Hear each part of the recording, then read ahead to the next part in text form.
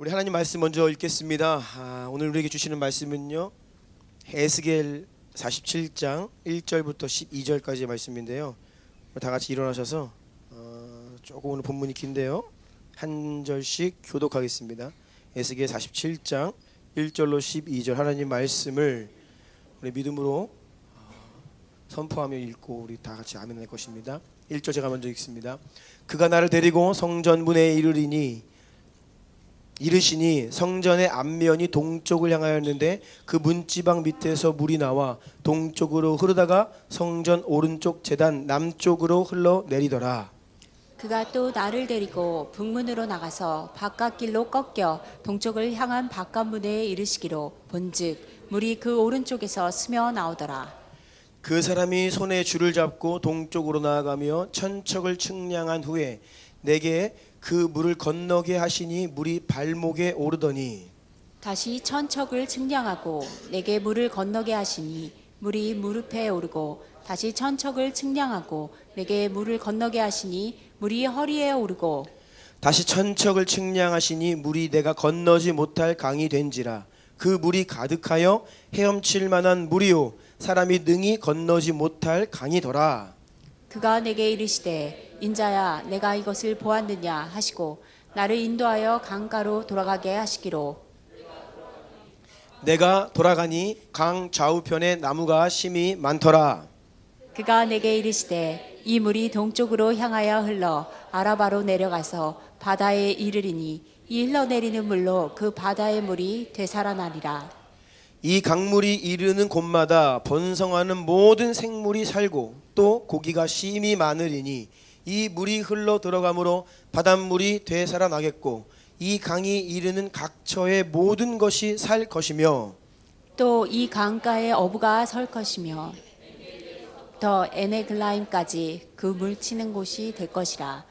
그 고기가 각기 종류를 따라 큰 바다의 고기같이 심이 많으려니와 그 진펄과 갯벌은 되살아나지 못하고 소금 땅이 될 것이며 강 좌우 가에는 각종 먹을 과실나무가 자라서 그 잎이 시들지 아니하며 열매가 끊이지 아니하고 달마다 새 열매를 맺으리니 그 물이 성소를 통하여 나옴이라. 그 열매는 먹을 만하고 그 잎사귀는 약 재료가 되리라. 아멘. 자리에 앉겠습니다. 우리 주변에 있는 분들 좀 얼굴을 보면서요, 이렇게 축복했으면 좋겠습니다. 당신을 통해 그리스도를 봅니다 라고 축복해 주세요.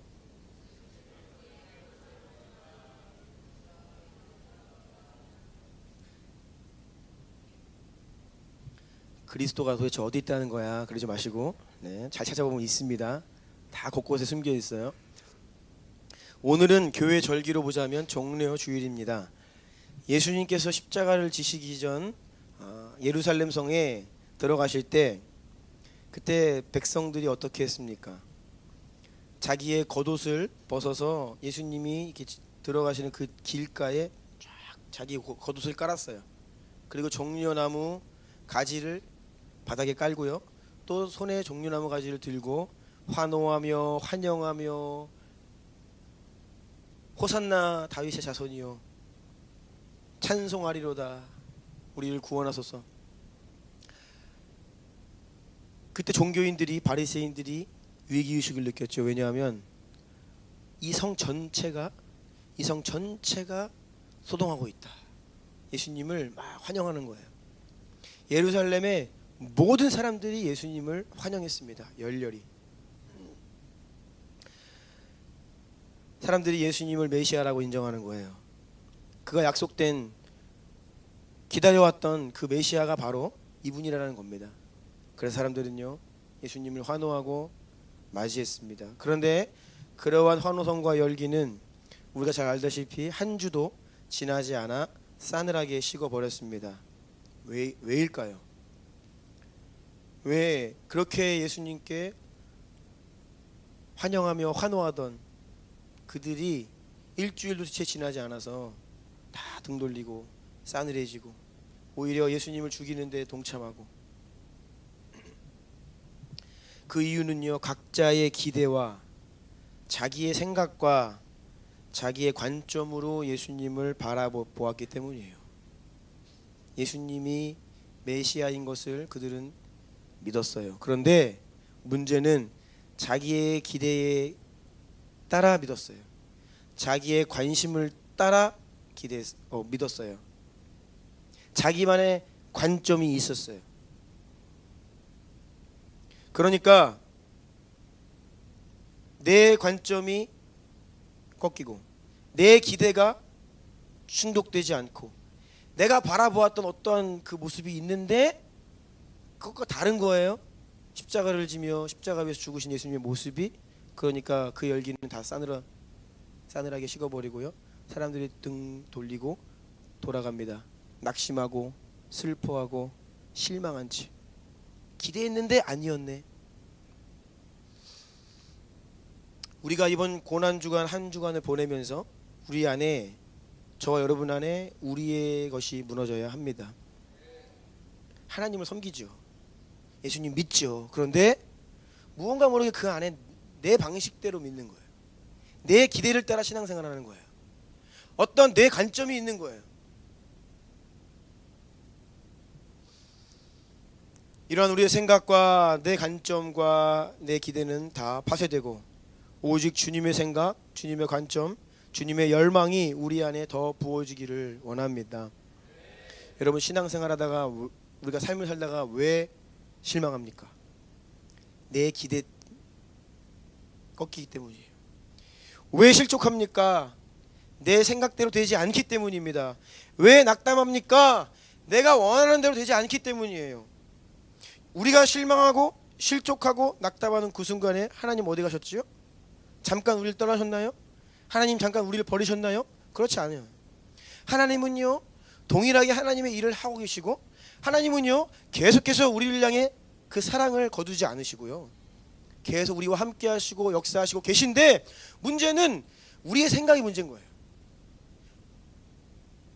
하나님은 동일하신데 자꾸 나 때문에, 나의 어떤 때문에 우리는 실망하고 실족한다는 것이죠. 십자가도 마찬가지입니다. 하나님은 하나님의 일을 하시는 거예요. 인류 역사상 가장 위대한, 우리를 구원하기 위한 그 구속의 역사를 하시는데, 사람이 볼 때에는 사람들의 기대와 다른 거예요. 그러니까 다 실망하는 거예요. 다 되돌아가는 겁니다. 다음 주가 부활주일입니다. 이번 주 고난주간 한 주간을 보내면서요, 십자가를 바라보시고 좀 우리의 마음을 하나님의 마음 앞으로 정렬했으면 좋겠어요. 우리가 하나님을 섬긴다 하고 신앙생활 한다라고 하지만 그 안에 나도 알게 모르게 들어와 있는 내 생각, 내 거, 내 기대, 이것들을 예수의 보혈로 깨끗이 씻어버리고 우리가 더 흠이 없고 거룩한 온전한 자로 거듭나는 한 주가 되기를 원합니다. 그리고 다음 주일은 부활주일 예배 시간에 성찬식을 가지려고 합니다. 성찬식에 대한 과거의 설교 링크를 올려드릴 겁니다. 그리고 오늘 주보에도 간략하게 실렸지요. 그것들 참고하시고 꼭 올려드리는 링크를, 설교를 꼭 들으셔서 성찬을 그냥 받지 마시고 한 주 동안 준비하시고 성찬식을 갖기를 원하고요. 성찬식은요 어떤 의식이 아니에요. 형식적인 게 아닙니다. 이것은 실제 중에 실제입니다. 고린도전서 11장 27절로 30절 한번 띄워주시겠어요? 다 같이 읽어볼까요? 시작. 그러므로 누구든지 주의 떡이나 잔을 합당하지 않게 먹고 마시는 자는 주의 몸과 피에 대하여 죄를 짓는 것이니라. 사람이 자기를 살피고 그 후에야 이 떡을 먹고 이 잔을 마실지니, 주의 몸을 분별하지 못하고 먹고 마시는 자는 자기의 죄를 먹고 마시는 것이니라. 그러므로 너희 중에 약한 자와 병든 자가 많고 잠자는 자도 적지 아니하니. 아멘. 형식화되면요, 종교화되면요, 성찬식을 그냥 합니다. 그러면요, 이게 그냥 형식적으로 하고 끝나는 게 아닙니다. 성찬은요, 이따가도 말씀 중에 또 나누겠지만 이 생명과 이 저주가 같이 들어 있어요. 그 안에 복과 저주, 생명과 사망이 같이 들어 있습니다. 그래서요, 우리가 자신을 돌아보고 십자가의 보혈을 의지하고 믿고 또 그 앞에서 나를 깨끗하게 하고 정결케 하고 회개에 돌이키고 그 성찬식을 가지면요, 그것이 우리에게 생명으로 역사하는 능력이 되지만, 그렇지 않고 그냥 하면요, 이것이 그냥 그렇게 지나가는 시간이 아니라 그것이 저주가 됩니다.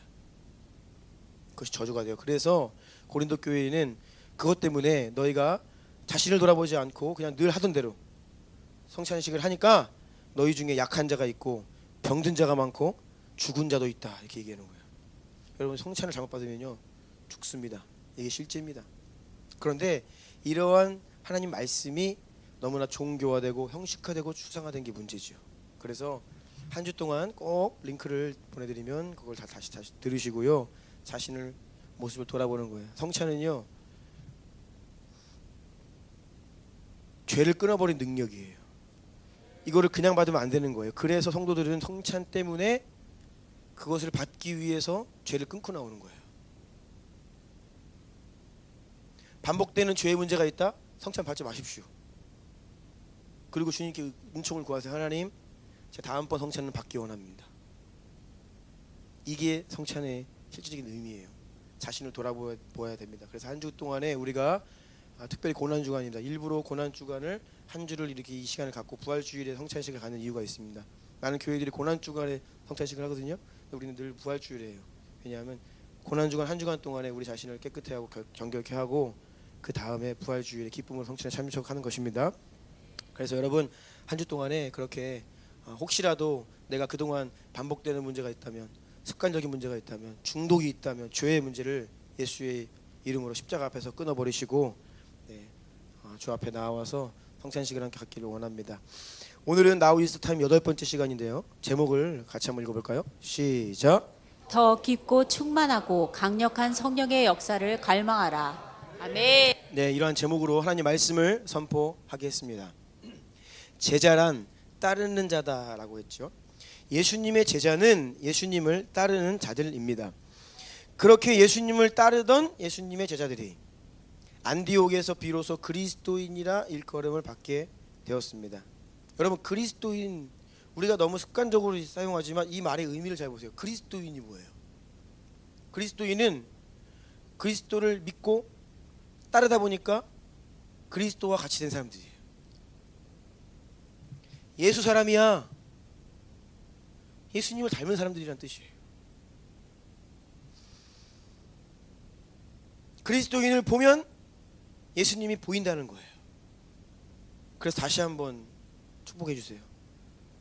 당신을 통해 그리스도를 봅니다.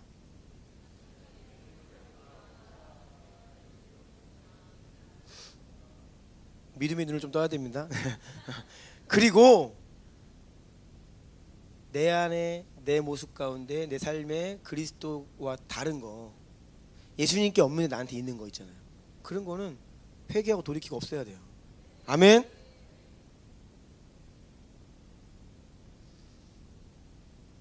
이것이 바로 갈라디아서 4장에서 사도 바울이 갈라디아 교회를 향하여 너희 속에 그리스도의 형상을 이루기까지 너희를 위하여 해산하는 수고를 한다.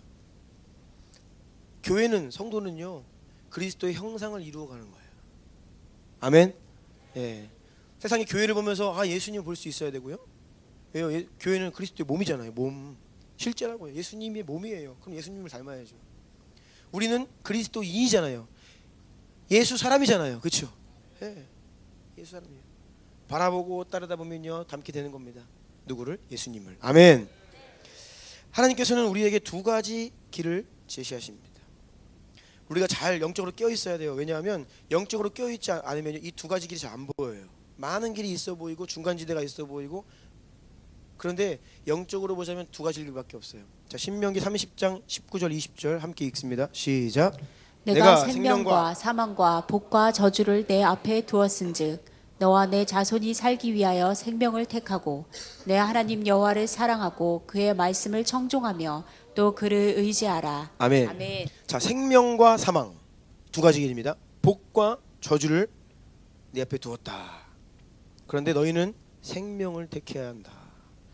하나님 여호와를 사랑하고 그의 말씀을 청종하며 그를 의지하라.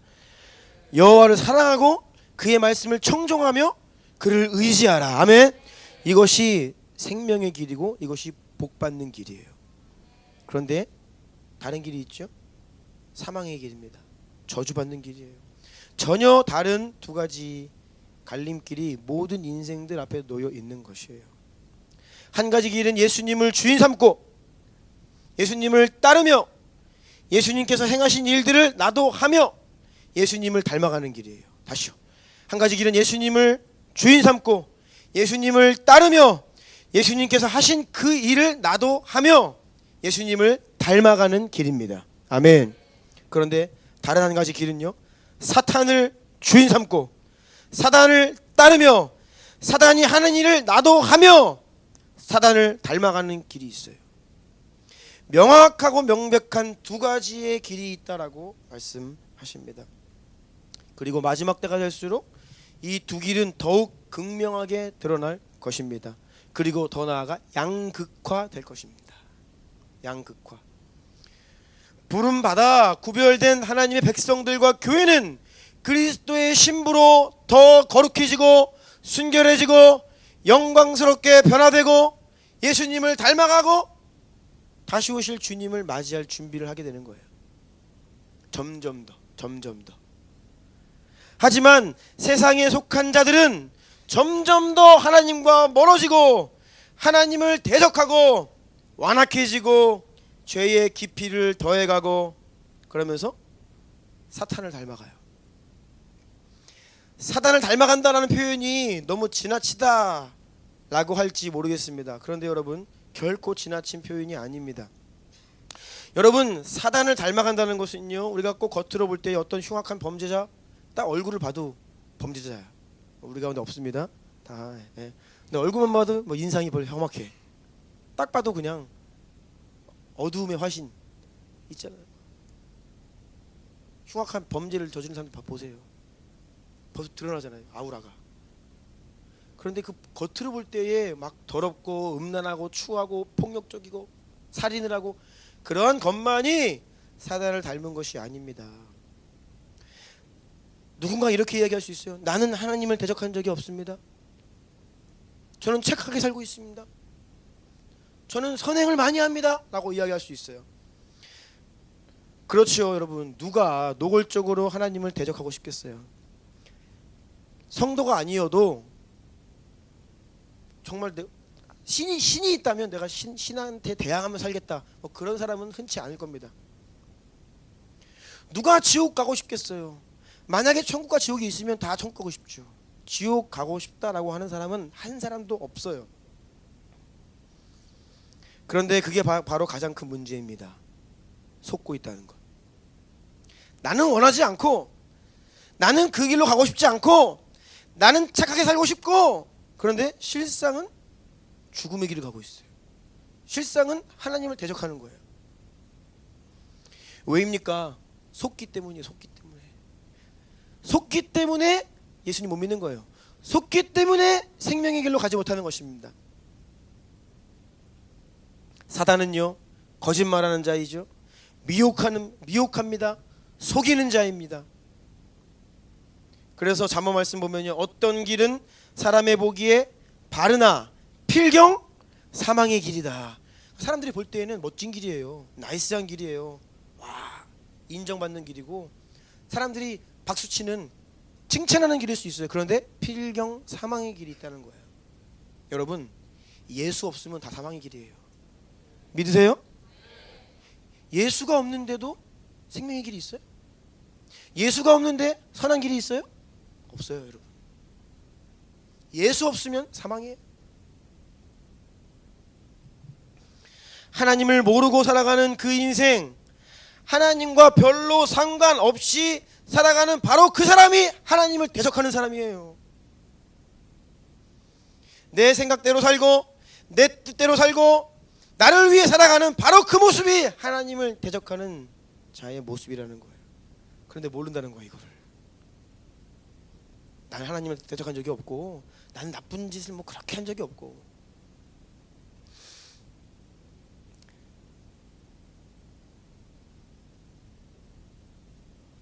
그리고요, 가장 사단을 닮은 모습은요, 흉악 범죄자들이 아니라 한번 따라해 보세요. 나를 사랑하는 것, 자기를 사랑하는 것, 자기 영광을 위해 사는 것, 이것이 사단을 가장 닮은 모습이에요. 사단은 자기 영광을 위해 타락했어요. 범죄했습니다. 그것으로 인해서 많은 죄의 결과가 드러난 것이지, 그 본질은요, 자기 영광을 위해, 나를 위해, 나를 추구하며 내 뜻대로, 이게 사단과 가장 닮은 모습이에요.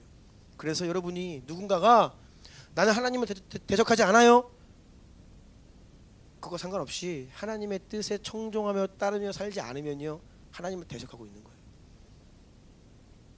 신앙생활을 하지만 여전히 내가 내 뜻대로 살고 있다면 여러분 하나님을 대적하는 거예요. 하나님을 모르고 하나님과 별로 상관없이 살아가는 그 모습이 바로 하나님을 대적하는 자의 모습이다라고 했습니다. 자기 영광을 위해 살아가는, 자기를 섬기는 우상 숭배죠. 골로새서 3장 5절부터 6절까지 말씀을 읽겠습니다. 시작.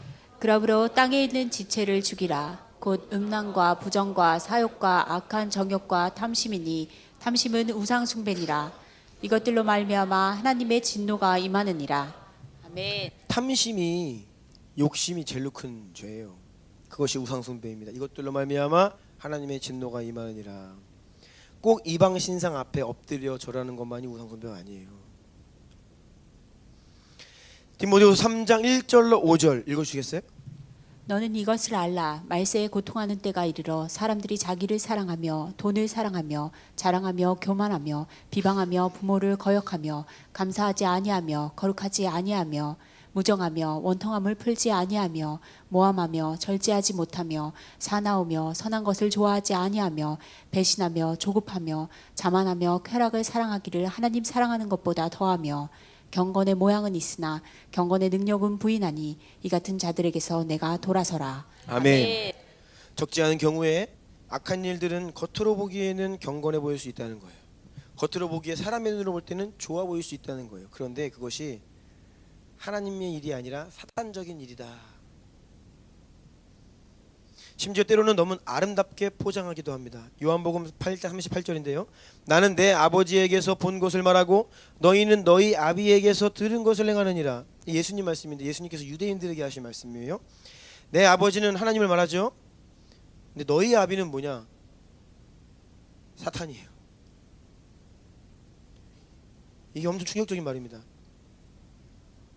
예수님은요, 자신들이 거룩한 하나님의 백성이라고 믿고 있는 그 자부심을, 확신을 가지고 있는, 그래서 매일 성경을 읽고 매일 기도하고 금식하고 거룩을 추구하고 율법에 순종하며 하나님을 섬기고 하나님을 따른다라고 자처하고 있는 그 유대인들을 향하여서 뭐라고 말씀하셨냐면 너희가 믿고 따르는 음성은 사탄의 음성이다. 다시요, 너희 아비에게서 들은 것을 행하느니라. 여기서 아비가 사탄이에요. 요한복음 8장 44절입니다. 너희는 너희 아비 마귀에게서 나왔으니 너희 아비의 욕심대로 너희도 행하고자 하느니라. 그는 처음부터 살인한 자요, 진리가 그 속에 없으므로 진리에 서지 못하고 거짓을 말할 때마다 제 것으로 말하나니 이는 그가 거짓말쟁이요 거짓의 아비가 되었습니다. 예수님께서 독사의 자식들아 라고 말씀하신 사람들, 너희는 너희 아비 마귀에게서 났다 라고 말씀하신 마귀의 자녀들, 그 사람들은요 당시에 경건의 옷을 입고 있었어요. 가장 거룩한 자들이라고 하는 사람의 평가를 받고 있었습니다. 전혀 그들의 인생을 보고 겉모습을 보면 사탄을 상상할 수 없는 그런 인생들이었어요. 다시 말씀드립니다. 겉으로 선해 보이고 착해 보이고 경건해 보이는 것이 가장 마귀를 닮은 것일 수 있다는 것이에요. 그러니 여러분, 마귀를, 사단을 닮는다는 표현을 지나치다라고 생각하지 마시기 바랍니다.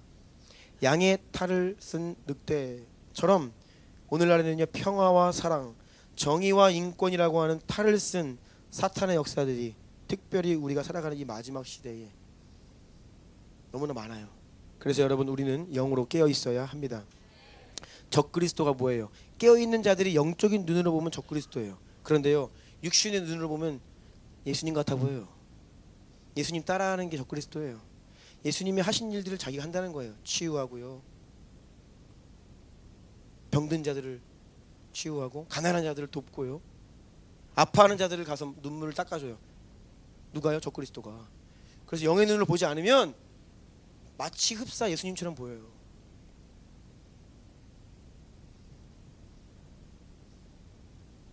사람들이 왜 적그리스도를 따르겠습니까? 그가 너무 좋아 보이는 거예요. 훌륭한 사람인 거예요. 멋지고 능력 있고 지혜 있고 사람들이 열광하고 지지하며 따를 만한 캐릭터를 가지고 있는 사람이라는 거예요.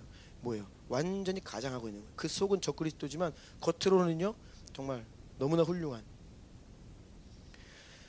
고린도후서 11장 14, 15절입니다. 이것은 이상한 일이 아니니라. 사탄도 자기를 광명의 천사로 가장하나니 그러므로 사탄의 일꾼들도 자기를 의의 일꾼으로 가장하는 것이 또한 대단한 일이 아니니라. 네. 그래서 우리는 깨어 있어야 합니다. 자, 반면에 하나님의 자녀들은요 예수님을 닮아갑니다. 그런데 예수님을 닮아간다는 것도 우리가 조심해야 됩니다. 이게 되게 실질적인 말인데 너무 추상적으로 생각할 수 있다는 것이죠. 되게 구체적이고 실제적인 말이에요. 예수님을 닮아간다는 것은요. 우리가 그리스도의 장성한 분량에 이르도록 자라간다는 것은요. 우리 안에 그리스도의 형상이 이루어진다는 것은 어려운 말이 아니라 저와 여러분 우리의 모습이 예수님과 같아진다는 말입니다. 너무 간단하죠. 우리의 모습이 예수님과 같아져요. 구체적이죠. 누구처럼요? 예수님처럼. 이것이 바로 예수의 영이신 성령으로 충만해지는 겁니다. 성령 충만은 예수의 영으로 충만하여 우리가 예수님을 닮아가는 거예요. 주님께서 말씀하시죠. 성령을 받으라. 오직 성령으로 충만을 받으라. 성령의 선물을 받으리라. 성령으로 세례를 받으리라. 왜입니까? 우리로 하여금 예수를 닮도록 하시기 위하여. 그래서 우리로 하여금 예수님을 닮고 예수님께서 하셨던 바로 그 일들을 우리 또한 할 수 있도록 우리에게 성령을 부어주시는 것입니다. 우리는 성령 충만할수록 그만큼 예수님을 더 닮게 됩니다. 우리가 성령으로 충만하여 예수님을 닮는다라고 할 때에 두 가지 측면이 있습니다. 먼저는 우리가 내주하시는 우리 안에 내주하시는 성령으로 충만하여 내주하시기 때문에 우리의 내면이 우리의 인격이 성품이 예수님을 닮아가는 이런 측면이 있어요. 또 다른 측면으로 위로부터 부어주시는 성령으로 인하여 우리가 충만하면요 외적으로 가시적으로 어떤 사역이나 어떤 우리의 모습이 예수님을 닮아가는 이 두 가지 측면에서 예수님을 닮아가는 모습이 있습니다. 그래서 오늘은요 성령 충만을 우리에게 약속하신 하나님의 그 약속의 실제가 무엇인지 이 성령 충만의 두 가지 측면 예수님을 닮아간다고 하는 이 말의 구체적인 두 가지 의미가 무엇인지를 우리가 정확하게 말씀을 통해 알고 또 그것을 믿음으로 구하는 시간을 갖기를 원합니다. 한참 설교가 진행된 것 같은데 이제 시작이라고 하니까 또 당황을 하시는 것 같은 느낌이 좀 들어서 지금부터 시작입니다. 시작하려고 지금까지 이제 한 거예요. 미국의 잠시만요.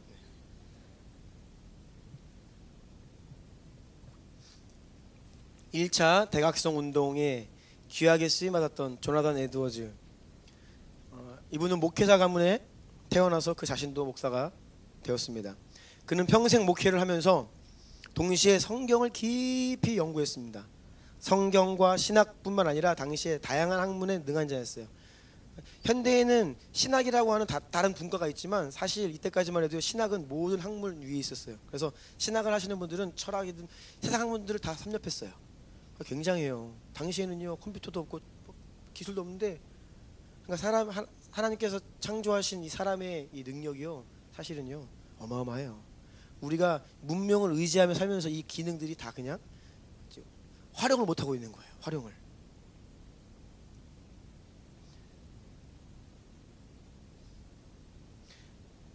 마틴 로이드 존스는 이렇게 이야기합니다. 조나단 에드워즈에 대해서 루터와 칼빈을 히말라야 산맥에 비유한다면 조나단 에드워즈는 그 중에 최고봉인 에베레스트 산과 같다. 놀라운 표현이죠. 기독교 역사의 획을 그은 목회자이면서 동시에 그는 인디언들에게 복음을 전하는 선교사였고요. 또 신학자였고 영적인 거장이었습니다. 제가 당시 상황에 대해서 이해가 부족해서 이런 말을 들으면 이게 도대체 무슨 이야기 가능한가 싶은데요. 조나단 에드워즈는 13세 때에 예일대학교에 입학했습니다. 13살 손 들어보세요. 어디 뭐 13세에 예일 대학교에 입학을 해요. 그리고 17세에 수석으로 졸업을 합니다. 17세도 다 회개하십시오. 네. 그리고 훗날 프린스턴 대학교 총장까지 지내고요. 그의 손자는 미국의 3대 대통령인 토머스 제퍼슨 행정부의 부통령이 됩니다. 그러니 이 가문이요 엄청난 엘리트 가문이에요 사실. 그리고 그 지성의 깊이를 우리가 가늠할 수 없을 만큼 정말로 엄청난 지성이 깊은 가문이었다는 것이죠. 그런데 그런 조나단 에드워즈가 성령의 깊은 황홀경을 경험해요. 그러니까 보통 사람은 이 지식으로 좀 치우치면요 성령 체험이 약하거나 아니면 성령 체험과 은사가 좀 강하면 좀 지식이 좀 약간 좀 부족하거나 보통은 이렇게 밸런스가 잘 안 맞는데 이 조나단 에드워즈는요 그 지성의 깊이 또한 누구도 따라올 수 없을 만큼 그런데 동시에 엄청난 성령의 황홀경을 경험하고 그가 목회하던 그 교회에 큰 부흥이 일어나면서 성령의 엄청난 역사의 산 증인으로 직접 경험하고 그 사역을 행했던 영성과 지성을 온전히 겸비했던 믿음의 사람이었다라고 할 수 있습니다. 그런 그가 다음과 같이 말합니다. 세상에서 참 신앙과 윤리를 북돋워 주는 하나님께서 사용하시는 두 가지 방법이 있다. 하나는 교리와 개념에 의해서고 다른 하나는 사례와 모범에 의해서다. 계속 좀 띄워주세요. 너무 고상한 표현이시기 때문에 이거 좀 어려울 수 있는데요. 하나님께서 사람을 변화시키시고 사람을 구원하시고 변화시키시는 방법이 두 가지가 있다는 거예요. 하나는 교리와 개념, 다른 하나는 사례와 모범. 교리와 개념은 우리가 믿고 전하는 진리의 성경 말씀의 내용입니다. 하나님 말씀 안에서 교리와 이 개념들이 나오는 것이죠. 이것은 말씀이라고 이해하면 돼요. 사례와 모범은 우리가 믿고 전하는 이 말씀이 믿는 교회와 성도들에게 어떻게 실제가 되어 능력이 되어 역사있는지 그것이 사례가 된다는 거예요. 그것이 모범이 된다는 거예요. 이 두 가지 방법을 통해 하나님은 사람들을 변화시키시고 구원하신다라고 하는 조나단 에드워즈의 말입니다. 그러니 우리는 사람들에게 영향을 끼치고 영혼들을 살리고 변화시키는 데 있어서 이 두 가지 방법, 즉 진리의 말씀을 전파함으로 또 우리가 전하는 그 진리의 말씀이 먼저 우리 가운데 어떻게 역사하는지 이 성령의 실제 그것이 있어야 된다. 이 두 가지를 통해 하나님이 이 일을 하신다라는 것입니다. 다시 정리합니다. 교리와 개념은 하나님의 말씀, 사례와 모범은 그 말씀이 실제로 살아 역사하는 성도들과 교회. 자, 그런데요, 이 말씀과 이 말씀이 실제가 된 현장, 증거가 오늘날 교회에 사라져버린 거예요. 너무나 희박해졌어요. 이단들이 다가와서 몇 마디 하면 할 말 없는 게 오늘날 성도예요. 악의적인 그런 이단들이 아니라 누군가가 뭐 좀 궁금해서 질문하고 그러면 최소한 성도들은요 성경 여기저기를 펴가면서 그것은 말입니다. 하나님 말씀에 이렇게 기록되어 있습니다. 그것은 말이죠. 하나님께서는 이렇게 말씀하세요. 라고 이야기해 줄 수 있어야 되지 않겠습니까? 그런데 그러한 성도들이 흔치 않다는 것입니다. 그리고 만약 성경이 사실이라면 하나님이 살아계시다면 사람들이 말하는 거예요. 왜 교회가 그 모양이에요? 기독교인들은 왜 그 모양입니까? 라고 세상이 비난을 할 때에 그 비난의 말 앞에서 그렇지 않습니다. 우리 교회를 한번 와보십시오. 그것은 오해입니다. 그렇지 않습니다. 저는 하나님을 믿고 경외하는 자로서 그렇게 살지 않았습니다. 라고 이야기할 수 있는 것이 성도여야 된다는 거죠. 그런데 이 두 가지가 다 희미해진 거예요. 많은 교회를 공격하고 대적하는 말들 앞에 우리가 할 말이 별로 없고 그냥 부끄러워하고 어떻게 해야 하나 하고 더 나아가서 그러한 시대의 흐름에 휩쓸려서 덩달아서 성도들까지도 교회를 비난하고 교회를 한탄하고 여러분, 우리는 먼저 진리의 말씀과 약속의 말씀 위에 굳건히 서야 합니다. 제대로 하나님 말씀을 알아야 제대로 믿고, 제대로 믿어야 제대로 구하고, 제대로 구해야 제대로 받을 수 있습니다. 아멘. 이 모든 시작이 하나님의 진리의 말씀, 약속의 말씀을 제대로 아는 것부터 시작할 수 있다는 것이에요. 그래서 이 강단에 선포되는 하나님 말씀을 여러분 귀히 여기셔야 합니다. 하나님 말씀을 매일 묵상하고 영의 양식을 먹는 것을 가장 중요한 것이라고 여겨야 합니다. 그리고 그렇게 하나님 말씀을 가까이 하기를 기뻐하고 즐거워하셔야 합니다. 그 말씀을 믿고 또 믿음으로 구함으로 인하여 그 약속의 성취를 경험하며 사는 것이 바로 진짜 교회이고 진짜 성도들임을 믿습니다. 우리가 그러한 성도 되기를 원해요. 하나님 말씀을 귀히 여기고 하나님 말씀을 기뻐하고 즐거워하고 그 말씀이 우리 가운데 살아 역사하여 우리 안에 말씀이 가득하고 예수님의 말씀이 가득하고 우리의 삶이 이 교회가 그 말씀이 진짜라고 하는 증거로 넘쳐 흐르는, 아멘. 그것이 영광스러운 교회이고 성도입니다. 그 회복을 우리는 원하는 거예요. 여러분, 방향성이 중요하다고 했죠. 그것을 명확하게 꿈꾸고 명확하게 구하고 명확하게 추구해야 그 열매를 볼 수 있는 것입니다. 그냥 어영부영 신앙생활하면요 그 열매를 보지 못해요. 주님은요 우리에게 푯대를 향하여 명확한 이 결승선을 우리에게 제시하면서 저기로 가라, 이것이다 말씀하시는데 성도들이 이게 잘 안 보일 때가 있는 거예요.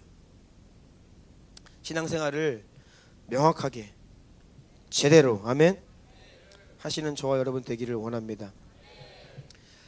자, 그래서 하나님 말씀이 성도와 교회들에게 실제가 되어야 하는데 여기에도 두 가지 측면이 있다는 거예요.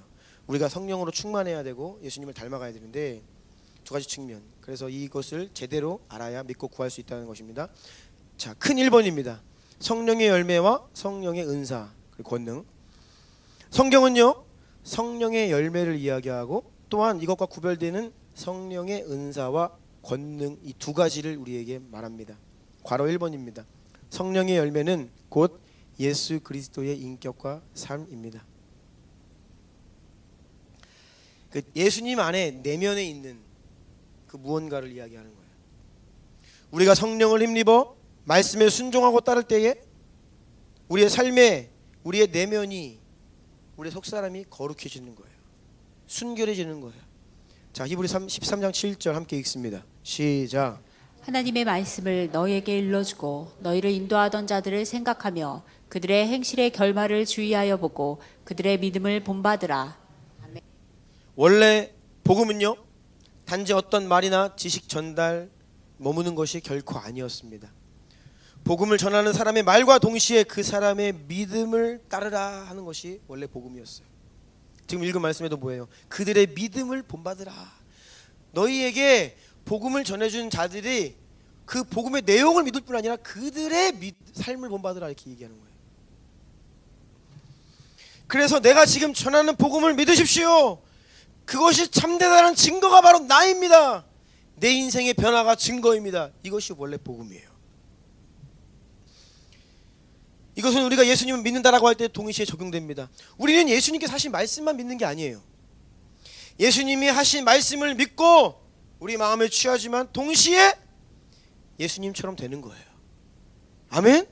네, 예수님을 닮아가는 거예요.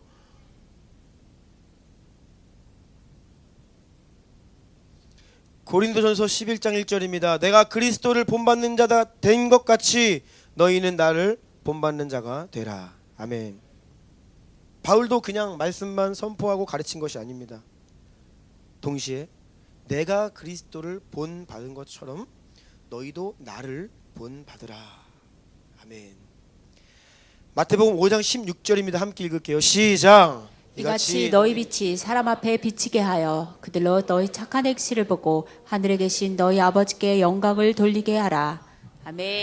그리하여 우리의 내면이 예수님을 닮아가고 우리의 인격이 예수님의 인격으로 변화되어 가면, 그렇게 그런 예수님의 인격을 가지고 내면의 열매를 가지고 살아가면요, 그 결과가 바로 어두운 세상에 빛을 비추는 우리의 빛이 된다는 거예요. 아멘. 네, 오늘 찬송했잖아요. 일어나라, 빛을 발하라. 네, 아멘. 마틴 로이 존스가 한 말입니다. 한번 띄워주시고요. 읽어주시겠어요? 왜 성령이라고 하셨는가? 단순히 거룩하시기 때문이라는 것은 바른 설명이 아니다.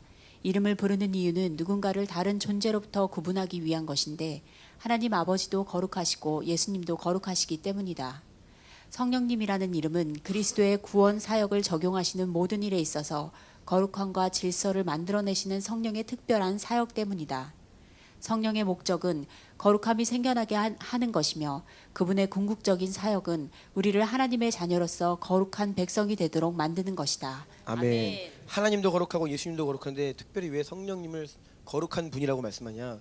그분이 단지 거룩하기 때문이 아니라 그분의 사역 자체가 거룩함을 만들어내시고 우리 가운데 거룩함을 실제가 되게 하셔서 여러분 한 사람 한 사람을 예수님 닮은 거룩한 사람으로 변화시키시는, 아멘. 그분이 바로 성령님이시라는 거예요. 아멘. 성령께서 우리 안에 오셔서 역사하심으로 우리가 거룩한 하나님의 자녀로, 백성으로, 그리스도의 신부로 변화되며 예수님의 모습, 특별히 그 내면과 예수님의 인격을 닮아가는 것입니다. 이것이 바로 갈라디아서에서 기록하고 있는 성령의 열매입니다. 갈라디아서 5장 22, 24절 시작. 오직 성령의 열매는 사랑과 희락과 화평과 오래 참음과 자비와 양성과 충성과 온유와 절제니 이 같은 것을 금지할 법이 없느니라. 그리스도 예수의 사람들은 육체와 함께 그 정욕과 탐심을 십자가에 못 박았느니라.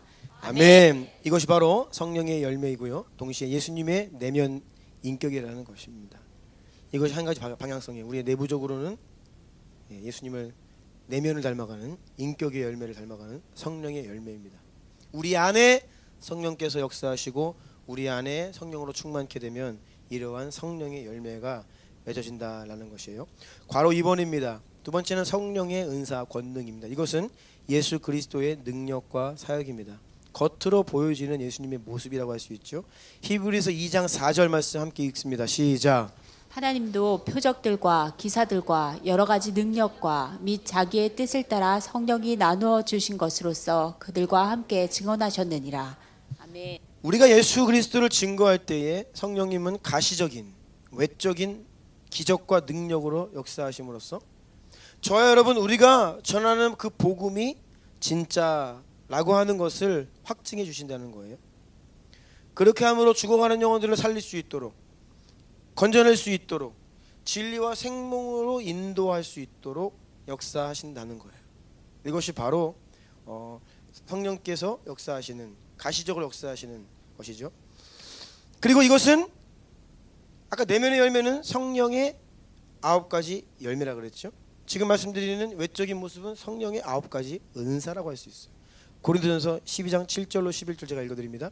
각 사람에게 성령을 나타내심은 유익하게 하려 하심이라. 어떤 사람에게는 성령으로 말미암아 지혜의 말씀을, 어떤 사람에게는 같은 성령을 따라 지식의 말씀을, 다른 사람에게는 같은 성령으로 믿음을, 어떤 사람에게는 한 성령으로 병 고치는 은사를, 어떤 사람에게는 능력 행함을, 어떤 사람에게는 예언함을, 어떤 사람에게는 영들 분별함을, 다른 사람에게는 각종 방언 말함을, 어떤 사람에게는 방언들 통역함을 주시나니 이 모든 일은 같은 한 성령이 행하사 그의 뜻대로 각 사람에게 나누어 주시는 것이니라. 아멘. 이것이 바로 성령의 은사이고 동시에 이것이 바로 예수님의 능력입니다. 아멘. 예수님은요 완전한 사람이 되셨어요. 그래서 예수님이 행하신 기적은요 하나님으로서 행하신 기적이 아닙니다.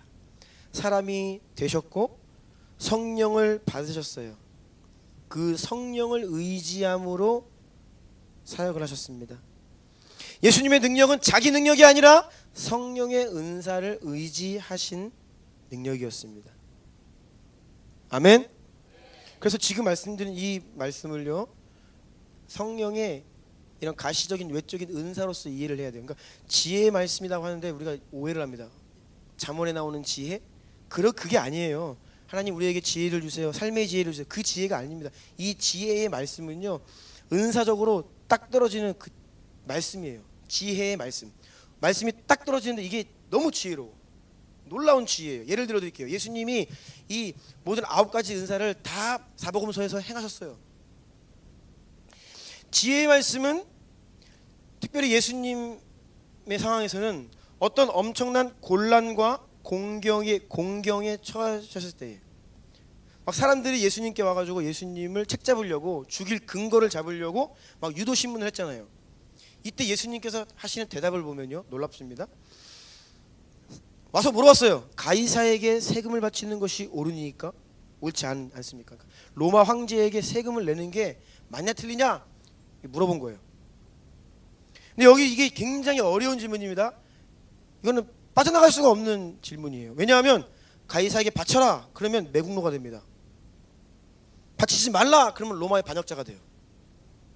이걸 공개적으로 말을 하는 순간 문제가 됩니다. 물론 자기들은 다 뒤에서 다 세금도 내고 하면서 공개적으로 물어본 거예요. 왜냐하면 이걸 공개적으로 얘기하는 순간 아주 공경에 처합니다. 그래서 이렇게 얘기하든 저렇게 얘기하든 죽는 길이에요. 그래서 이 질문을 하는 사람들은요 아마 야 어떻게 우리가 이런 질문을 하냐, 이거는 빠져나갈 데가 없다, 완전히 코너로 몰아가지고 완전 예수님을 죽이려고 작정을 한 거죠. 그런데 예수님께서 뭐라고 말씀하세요? 가이사의 것은 가이사에게, 하나님의 것은 하나님에게. 생각지도 못한 이 지금 말씀드린 가이사의 것은 가이사에게, 하나님의 것을 하나님에게라고 하는 이 지혜의 말씀이 탁 주어지는 거예요. 그러면 그 지혜의 말씀을 이야기하는 거예요. 놀랍죠? 너무나 놀라워서 무슨 말이야 다 이해 못해. 그리고선 다시 질문을 못해요. 왜냐 너무나 우문현답이라고 그런 거예요. 너무나 탁월해서 대답을 할 수가 없어. 그래서 다시 돌아가서요 또 칼을 갈고 옵니다. 다음번에는 더 아주 예리한 질문으로 죽이겠다 그러죠. 그래서 또 와서 얘기를 합니다. 무슨 권위로 이런 일을 하느냐 예수님께 물어봤어요. 예수님이 막 사역을 하시고 막 하시니까 무슨 권위로 이런 일을 하느냐, 누가 이 권위를 너에게 줬냐. 왜냐하면 준 사람이 없거든요. 당시 교회나 어떤 종교 권위자들이 뭐 기름을 붓던 너에게 뭐 자리를 임명하던 뭐 직분을 주던 권위를 준 사람이 없는 거예요. 그런데 막 권위자 행세를 하고 있어요. 그러니까 누가 이 권위를 줬냐, 하늘로부터냐 아니면 사람으로부터냐 물어봐요. 근데 여기에서 만약 예수님이 하늘로부터다 이야기를 하면요 신성모독이 걸립니다. 그리고 사람으로부터다 하면 그렇지 거짓 선지자네 이제 하는 거예요. 이것도 사실은 답을 하면요 빠져나갈 수가 없는 어려운 질문이었습니다. 근데 이때 주님께서 어떻게 하십니까? 역공을 하시죠. 그래 그럼 나도 한번 질문해 보겠다. 너네 한번 대답해 봐라. 세례 요한의 세례는 하늘로부터냐 사람에게로부터냐. 이거는 더 힘든 질문이에요. 왜냐하면 세례 요한의 세례가 하늘로부터다라고 이야기하면 근데 왜 안 믿어? 그런데 왜 핍박했어? 거짓말쟁이들이구만. 자기들이 당하게 돼 있어요. 그리고 세례 요한의 세례가 사람에게로부터다 그러면요 그 자리에서 주변에 있는 사람들이 돌을 들 거예요. 왜요? 모든 사람들이 세례 요한을 참 선지자로 믿고 인정하고 있기 때문에. 그래서 예수님께 그런 질문을 받은 그들이 뭐라고 합니까? 모른다. 노코멘트 했습니다. 그래서 예수님이 뭐라고 그랬어요? 나도 노코멘트. 그러니까 할 말이 없는 거예요. 그러니까 입을 딱 다물게 하는 거죠. 여러분 이게 지혜의 말씀이에요. 아멘. 그래서 이 지혜의 말씀이라고 하는 은사가 있으면요 어떠한 상황 가운데서 그 말씀이 딱 떨어져요. 그래서 그 상황을 돌파하고 또는 이 사람을 건질 수 있고 이 사람을 구원할 수 있는 이 지혜의 말씀이 딱 떨어지는 거예요. 그러니까 예수님께서 음행하다가 잡혀온 여인을 어떻게 살려야겠어요? 갑자기 바닥에다가 막 그런 게 지혜의 말씀이라고 딱 떨어지는 거예요. 그 상황에서 내가 막 연구하고 내가 뭐 어떤 나의 지식과 경험을 가지고 하는 것이 아니라 하나님이 그 상황을 이겨낼 수 있는 지혜의 말씀을 딱 주시는 거예요. 이게 여러분 은사라는 거예요. 은사. 지식의 말씀도 마찬가지입니다. 지식의 말씀을 많이 오해하는 것이 지식 그러니까 성경 말씀을 잘 연구하고 성경을 잘 강론하고 가르치는 그런 지식의 은사 아니에요. 지식의 말씀이라고 하는 그 말씀이 그 순간 떨어지는 거예요. 지식의 말씀은 아는 말씀이에요. 그러니까 내가 원래는 내 상식적으로 이성적으로는 알 수 없는 초자연적인 지식이 그 순간에 딱 떨어지는 거예요. 그러니까 예수님께서 사마리아 수가성 여인을 만나셨을 때에 그녀에게 과거에 남편이 5이 있고 지금도 남편이 아닌 사람과 살고 있는 걸 어떻게 아셔요? 이게 지식의 말씀이에요. 그러니까 이것은 약간 예언의 은사와도 중복되는 측면이 있는데요. 알려주시는 거예요. 사람들이 마음에 막 어떤 생각을 합니다. 근데 예수님이 그들의 심중에 어떤 생각을 하는지를 아시고 이렇게 해요. 그 아시고가 바로 지식의 말씀이에요.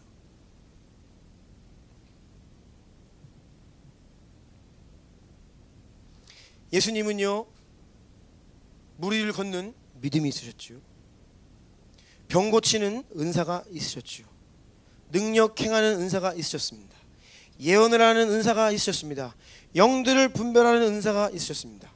이 모든 은사의 완전한 충만한 모델이 바로 예수님이세요. 아멘. 예수님, 다시 말씀드립니다. 예수님은요, 하나님의 능력으로 사역하신 게 아니에요. 성령의 은사로, 완전한 성령의 충만함으로 사역하신 분이세요. 아멘. 그래서 성령의 은사는 곧 예수님의 능력입니다. 아멘. 큰 입언입니다. 조금 더 설명을 드리겠습니다. 내주하시는 성령과 부어주시는, 임하시는 성령. 우리가 지난 시간에 이 부분에 대해서 좀 나누었지요.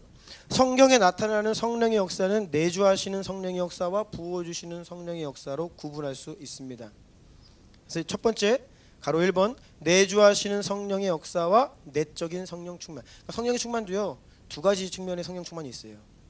내주하시는 성령 충만이 있고요, 임하시는, 부어주시는 성령 충만이 있습니다. 우리가 예수님을 믿습니다, 나의 주인으로 구원자로 고백하고 영접했습니다. 그러면 여러분, 우리 모두 안에 성령께서 내주하십니다. 아멘.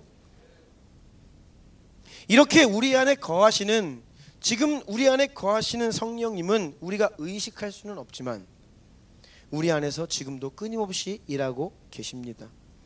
우리의 양심을 통해 일하시고, 또 우리의 죄를 깨닫게 하시고, 때로는 책망하시고, 우리의 속사람을 강건하게 하시고, 진리를 알게 하시고, 우리를 거룩하게 하시고, 또 우리를 위해 기도하세요. 이것은 우리가 의식하거나 느낄 수 없는 은밀한 성령의 역사예요. 그럼에도 우리는 이것을 진리의 말씀으로 믿고 의지함으로 계속 선포하며 주장해야 되는 거예요. 뭐라고요? 내 안에 계신 성령님. 아멘. 자, 가슴에 손을 한번 얹어보세요. 따라하세요. 내 안에 계신 성령님. 내 안에 계신 성령님, 더 역사하소서. 더 역사하소서. 아멘. 네, 내주하시는 성령님은요, 우리가 의식할 수는 없습니다. 그런데 믿음으로 그것을 고백하는 거죠. 따라서 성령 안에서 거듭난 그리스도인은 매일매일 말씀을 묵상하고 기도하는 가운데 매 순간 이 내주하시는 성령님과 교제하는 거예요. 내가 살면서 주님께, 내주하신 성령님께 부르는 거예요. 주님, 힘들면 나 힘들어요, 도와주세요. 답이 오던가요? 답이 와요? 뭐가? 안 와도 하잖아요. 우리가 믿음으로. 왜요?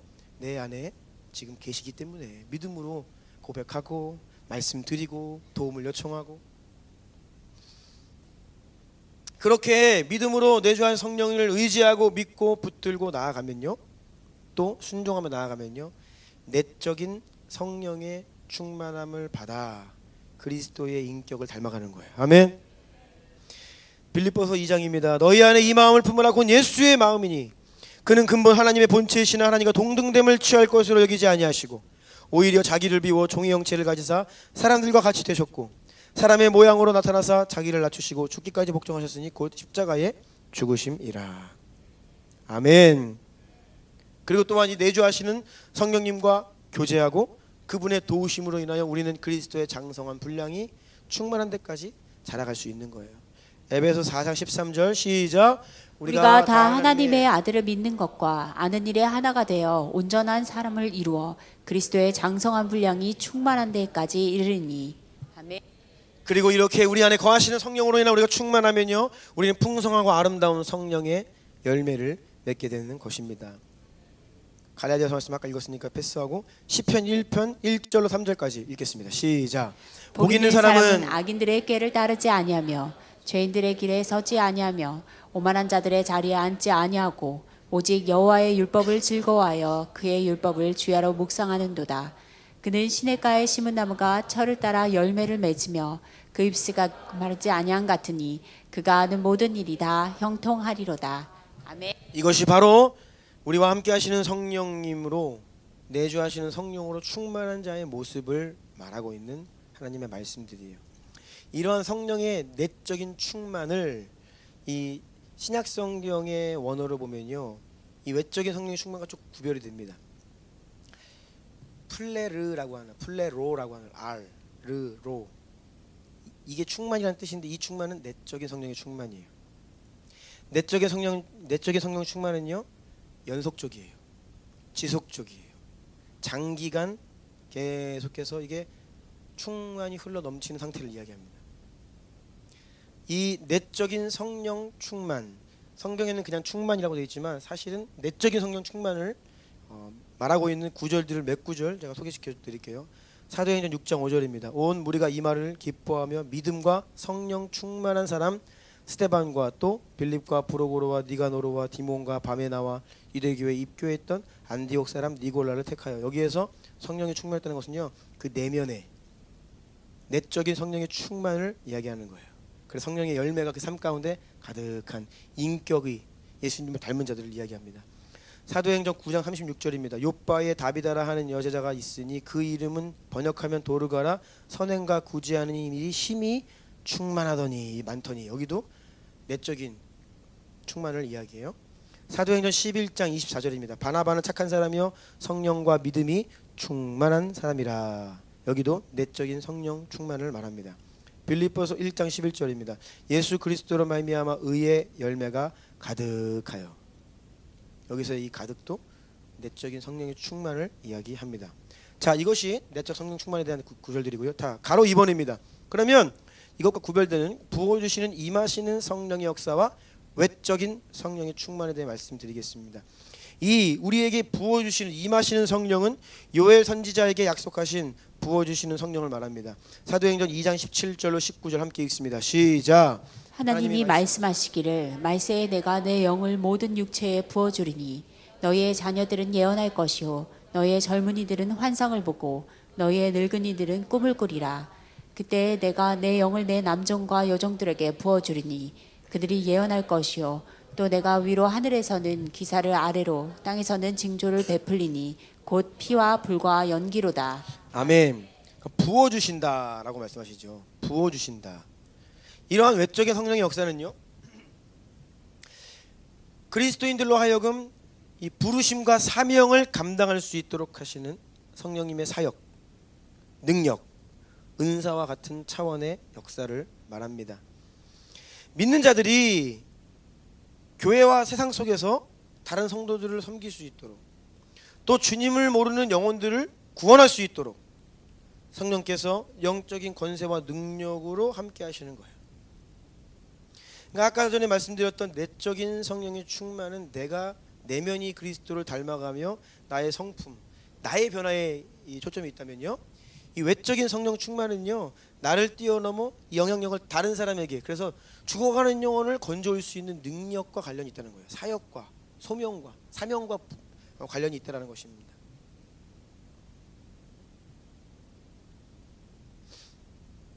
그래서 우리는요, 예수님의 사역과 초대교회 가운데 일하셨던 이러한 외적인 성령의 역사가 지금도 동일하게 우리 가운데 역사하신다는 것을 깨달아야 하고요, 부어주시는 성령의 큰 역사와 능력을 기대해야 하고요, 그것을 사모해야 하고요, 그것을 구해야 하고요, 그리고 그 능력으로 옷 입어야 합니다. 다음에 이제 구절들은요, 내주하시는 성령 역사 구별되는 외적인 성령의 역사를 기록한 말씀들인데요, 우리가 지난 시간에 살펴봤던 말씀들입니다. 사도행전 8장 14절로 17절 읽어드립니다. 예루살렘에 있는 사도들이 사마리아도 하나님의 말씀을 받았다함을 듣고 베드로와 요한을 보내매 그들이 내려가서 그들을 위하여 성령 받기를 기도하니 이는 아직 한 사람에게도 성령 내리신 일이 없고 오직 주 예수의 이름으로 세례만 받을 뿐이더라. 이에 두 사도가 그들에게 안수함에 성령을 받는지라. 그들이 주 예수 이름으로 세례를 받았기 때문에 이미 내주하시는 성령을 가진 자들이에요. 그들 안에 성령께서 내주하십니다. 하지만 그 성령을 의식할 수는 없죠. 그래서 의식할 수 있는, 부어지는, 위로부터 내려오지는 그 성령을 간구하고 기도할 때에 성령이 그들에게 임했다라는 겁니다. 오늘날에도요, 이 사마리아 성도들과 같이 예수님을 믿고 구원을 받았으나 아직 부어지는 성령을 경험치 못한 성도들이 많이 있어요. 그 성령을 구하셔야 합니다. 사도행전 19장 1절로 6절입니다. 아볼로가 고린도에 있을 때에 바울이 윗주방으로 다녀 에베소에 와서 어떤 제자들을 만나 이르되 너희가 믿을 때에 성령을 받았느냐? 이르되 아니라 우리는 성령이 계심도 듣지 못하였노라. 바울이 그들에게 안수하며 그들이 성령이 그들에게 임하심으로 방언도 하고 예언도 하니. 그러니까 에베소의 제자들은요, 이런 부어지는 성령에 대한 지식이 없었어요. 잘못 알고 있었던 것입니다. 그런 게 있었어? 몰랐는데 그래 모르니까 구하지 못하죠. 그러니까 받지 못한 것입니다. 그래서 바울이 그들에게 진리를 알려주고 그들을 위해 기도할 때에 성령이 임하자 외적인 성령의 역사라고 했죠. 그러니까 예언을 하고 방언을 하고 이런 일들이 보여졌다. 외적으로. 이러한 외적인 성령의 충만은요, 아까 내적인 성령 충만은 플레르 R이었죠. 여기는 플레스 TH입니다. 비슷해 보이지만 다른 충만이에요. 한글 성경에는 그냥 똑같이 충만으로 나와 있어요. 가득 채워져 있는 상대적으로 일시적인 상태를 말합니다. 일시적인 상태. 자, 누가복음 1장 67절 함께 읽습니다. 시작. 그 부친 사가랴가 성령의 충만함을 받아 예언하여 이르되. 원래 사가랴는 성령 충만하던 자였죠. 내적으로. 하지만 이 순간에 외적인 성령의 충만이 부어진 거예요. 일시적으로. 활성화되는 거예요. 그래서 예언을 하게 되죠. 그러니까 은사는 마치 이와 같아요. 은사를 가지고 있다라고 그 사람이 언제나 기적을 행하고 언제나 치유할 수 있는 게 아니에요. 은사를 가지고 있지만 그 사람에게 그 순간 성령께서 그 활성화시켜 주시는 거예요. 어떤 상황 속에서. 그러면 그 순간 일시적으로 이 외적인 성령의 충만함이, 우리가 예배 드릴 때에 충만함을 막 느끼잖아요. 이건 외적인 충만이에요. 막 뜨거운 기름 부음 있는 예배 가운데 들어갔는데 막 내가 감동할 수 없는, 주체할 수 없는 감동이 몰려오고, 이것은 외적인 성령의 충만을 이야기하는 거예요. 왜요? 그 가운데 성령이 부어주고 있기 때문에, 성령께서 임하시고 계시기 때문에.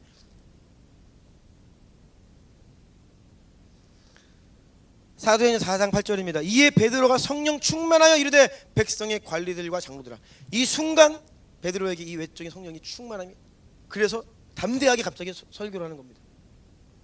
그리고 그 자리에서 수많은 사람들이 주님께 돌아오죠. 사도행전 4장 31절입니다. 빌기를 다음에 모인 곳이 진동하더니 무리가 다 성령이 충만하여 어떻게 돼요? 담대하게 하나님의 말씀을 전했다. 갑자기 성령으로 충만해져서 사람들이 달라진 거예요. 담대함이 생긴 거예요. 복음을 전하는 거예요. 그런데 이 내적인 성령 충만은요, 갑자기 이게 아니에요. 갑자기 막 인격이 바뀌어요, 여러분? 네? 갑자기 인격이 바뀌어요? 안 바뀌죠. 그러니까 우리가 좀 이해해야 돼요. 은혜 받아도 안 바뀐 것처럼 보일 때가 있잖아요.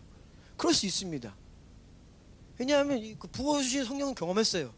그런데 그 사람의 속사람과 내면이 바뀌려면요, 내주하시는 성령님과 매일매일 꾸준히 교제하고 순종하면서 인격이 바뀌는 거예요. 내면의 성령 충만은요, 막 왔다 갔다 하지 않아요. 그러면 인격 장애죠. 오늘 이랬다 저랬다 막, 그거는 좀 이렇게 질병이 있는 거고요. 내적인 성령 충만은 꾸준해요. 늘 온유하고 늘 절제를 하고. 그런데 외적인 성령 충만은요, 이 은사가 활성화되는 것은요, 상대적으로 일시적이라는 거죠. 순간적이라는 거예요.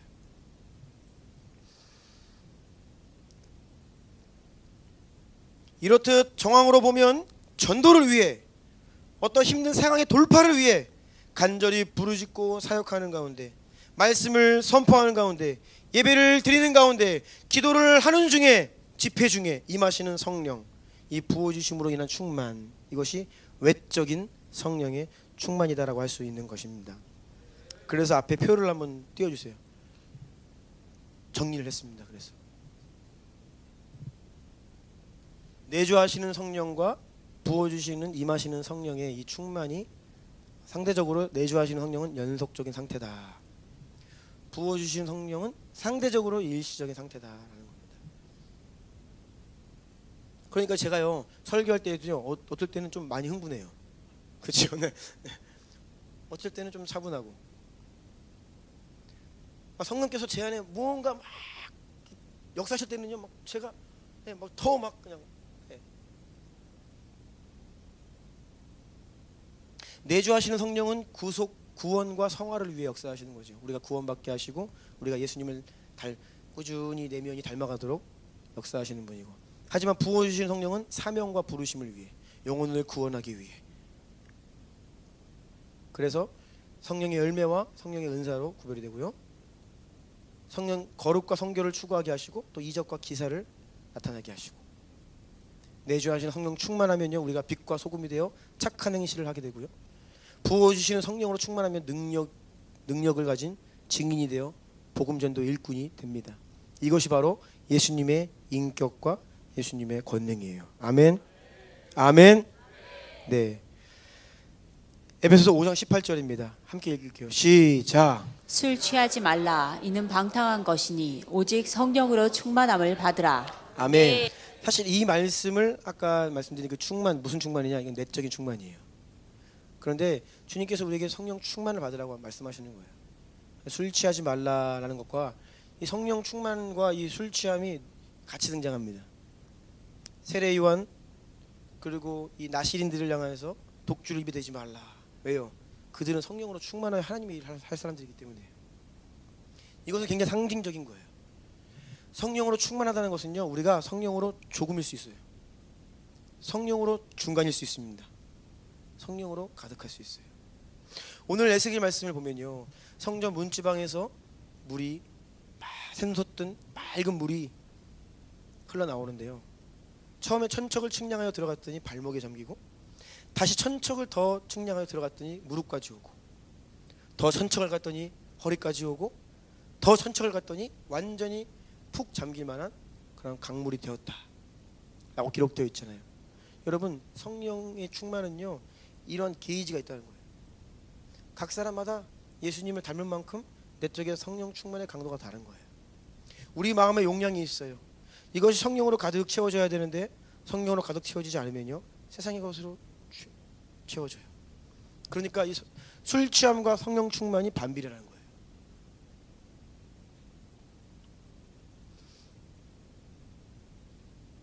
그리고 이 성령을 약속하시면서 우리에게 명령하시거든요. 성령의 충만을 받아라. 하나님이 부어주시는 것이지만 동시에 우리가 순종함으로 그 일을 해야 돼요. 아멘.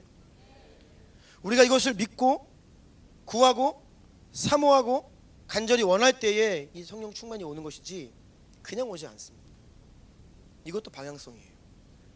내적인 성령의 충만, 외적인 성령의 충만을 명확하게 알고 구해야 돼요. 아멘.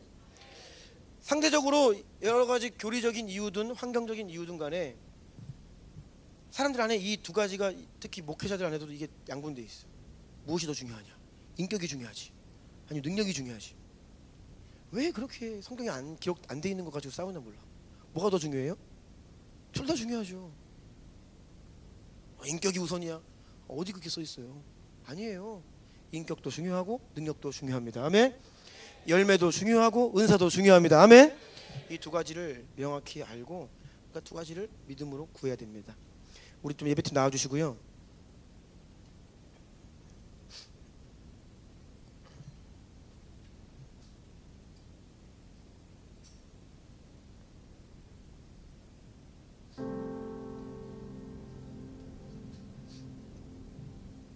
우리가 인생을 살다 보면요 인생이 버겁게 느껴질 때가 있습니다.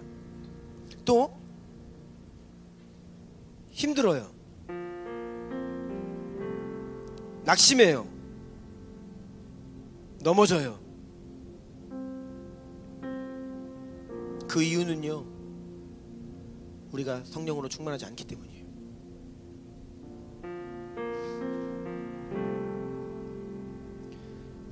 찬송가에 이렇게 고백하잖아요. 우리 주님과 함께하면요 그 어디나 하늘나라라고 이야기해요. 우리가 성령으로 충만하여 예수님과 함께 그렇게 더 온전히 거하면요 상황이 문제가 아닌 거죠. 환경이 어떠함이 문제가 아니죠. 그런데 우리가 왜 상황과 환경과 사람들의 말과 관계와 어떤 나를 둘러싸고 있는 그 환경에 휘둘리느냐? 성령으로 충만하지 않기 때문이에요. 신앙생활에 하는데 이 자원함으로 되지 않고 기쁨으로 되지 않고 버거운 의무가 되고 형식적이 되는 이유가 무엇입니까? 성령으로 충만하지 않기 때문이에요. 여러분, 성령으로 충만하여 내면과 우리의 외면이 성령으로 충만해야 우리의 생각이 하나님의 생각으로 바뀌는 거예요. 성령으로 충만하지 않기 때문에 내 생각이 나를 다스리는 거예요. 내 생각이 여전히 내 안에 있는 거예요. 내 생각을 가지고 내 기준을 가지고 삶을 사는 거예요. 내 뜻대로 사는 거죠.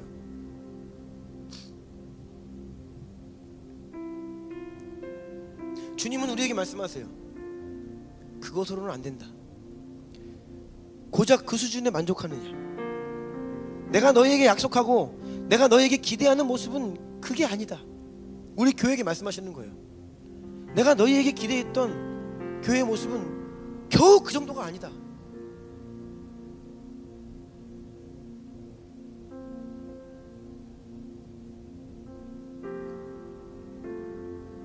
우리의 내면과 우리의 외면이 성령으로 더 흘러넘치기를 원하고, 우리 교회가 내적으로든 우리 성도들 볼 때에 이 내적으로 공동체 내부적으로든 아니면 이 밖으로 나가 전도하고 성도들이 한 사람 한 사람이 주일에 뜨거운 예배를 드리고 세상으로 파송을 받아 세상에 나아가 살아갈 때에 외적으로도 충만하여 능력으로 충만하고 은사로 충만하고, 그래서 복음의 증인되고 죽어가는 영혼을 살리고 우리가 가는 곳마다 변화가 있고 성령의 강물이 되어 흘러가는 곳마다 죽은 것들이 살아나고. 여러분, 그러려면요 우리가 더 성령으로 충만해져야 됩니다. 우리의 영과 혼과 육이 성령으로 지배를 받아야 돼요. 성령께서 우리를 통치하셔야 돼요. 성령께서 우리를 다스리셔야 돼요. 그런데 발목까지밖에 안 온 거예요. 내 마음대로 뛰어다닐 수 있죠. 내가 가고 싶은데 가는 거예요. 들어갔다 나왔다 하고. 그런데 우리가 그 강물 속으로 점점 더 들어갈 때는요 이제는 내 뜻대로 못해요. 그리고 결국 그 강물에 푹 잠기면요 그때부터는 우리가 아무것도 할 수 없습니다. 그냥 그 강물에 떠내려가게 돼 있어요. 성령 충만이란 마치 이런 거예요. 내 안에 마음의 공간에 성령 가득하셔서 예수님이 온전히 나의 주인 되어서 나를, 내 삶을 통제하시고 지배하시고 다스리시는, 내가 어떻게 할 수가 없는 거예요. 그러한 자리까지 우리를 부르고 계십니다. 여러분, 성령의 충만을 구하십시오. 우리의 연약한 인격과 우리의 내면을 보세요. 얼마나 형편이 없습니까? 아직 멀었어요. 그리스도의 형상이 우리 안에 이루어져야 되는데 여전히 나는 나중심적이고 이기적이고 육신적이고 탐욕이 있고 불만족하고. 주의 성령께서 내 안에 더 역사하시어 내가 예수를 닮기를 원합니다. 나의 내면이 성령으로 충만하기를 원합니다. 그리고 주의 성령님께서 하늘로부터 우리에게 부어주셔서 약속하신 성령을 부어주시오. 우리가 부흥을 경험하게 하여 주십시오. 우리에게 주신 은사들이 활성화되게 하여 주십시오. 눈이 열리게 하시고 믿음의 눈이 떠지게 하여 주십시오. 하늘로부터 초자연적인 은총이 부어지게 하시고, 그래야 삶의 돌파가 일어나고 모든 착고가 풀려지고 세상들이 끊어지고 죽어가는 영혼들이 주님께로 돌아오는 통로로 우리를 사용하여 주십시오. 여러분, 이러한 성령의 충만을 주님은 우리에게 약속하셨습니다. 이것을 믿고 믿음으로 구해야 됩니다. 그러면 주님은 반드시 우리에게 그 충만을 주실 것입니다. 우리 한번 두 손을 들고 성령의 충만을 구하며 예수를 남게 하시고 예수의 인격을 남게 하시고 예수의 권능을 우리에게 부어주십시오. 그러한 교회가 되게 하여 주십시오. 주의 이름 세 번 번호 기도합시다. 주여!